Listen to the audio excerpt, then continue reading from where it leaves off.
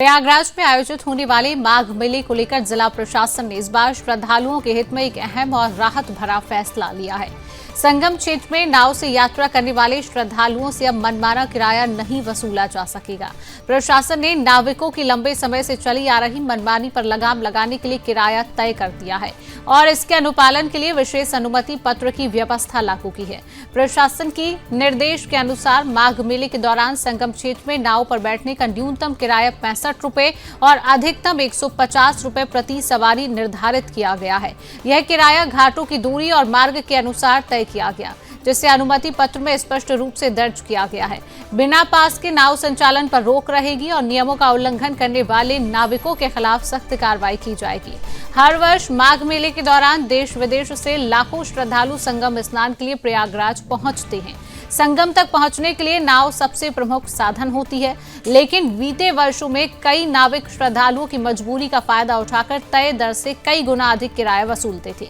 300 से 500 रुपए तक किराया लेने की शिकायतें आम थी, जिससे खासकर बुजुर्ग, महिलाएं और बाहरी राज्यों से आए श्रद्धालु परेशान होते थे। लगातार मिल रही शिकायतों और महाकुंभ के अनुभवों को ध्यान में रखते हुए प्रशासन ने इस बार पहले ही ठोस कदम उठा लिए हैं।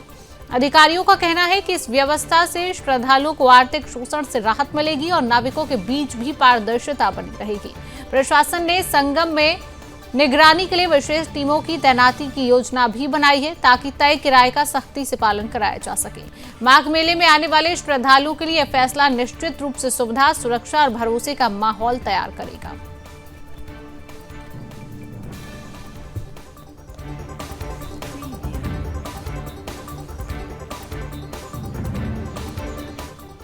इसी खबर पर अधिक जानकारी लेंगे। हमारे साथ प्रयागराज से संवाददाता पवन जुड़ चुके हैं। पवन, माघ मेले की शुरुआत हो रही है और माघ मेले में पहले जो तस्वीरें सामने आती थी कि नाविक लोग मनमाना पैसा लोगों से वसूलते थे, अब उसको फिक्स कर दिया गया है, क्या जानकारी?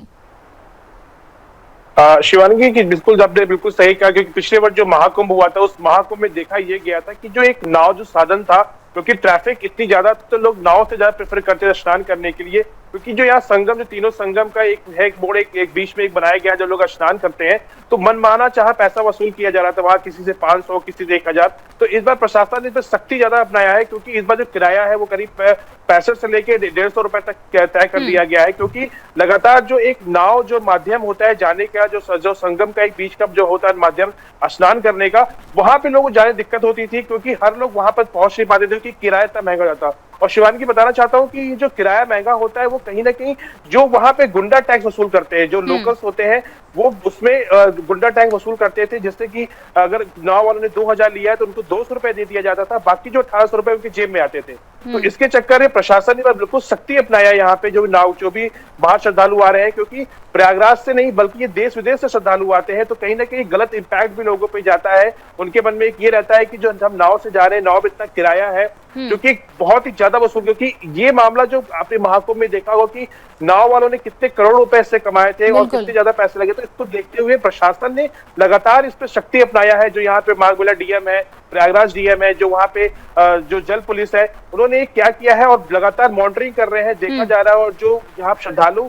आ रहे हैं उनसे पूछा जा रहा है कहीं ना कहीं क्या आपसे ज्यादा पैसे वसूल नहीं लिए, तो लगातार जो नाव का पवन, ये फैसला बेहद सराहनीय है, क्योंकि आम जनता के लिए भी ये लाभदायक होगा जिस तरीके से ये जो पैसा वसूला जाता था। फिलहाल पवन, तमाम जानकारी साझा करने के लिए आपका बहुत बहुत धन्यवाद।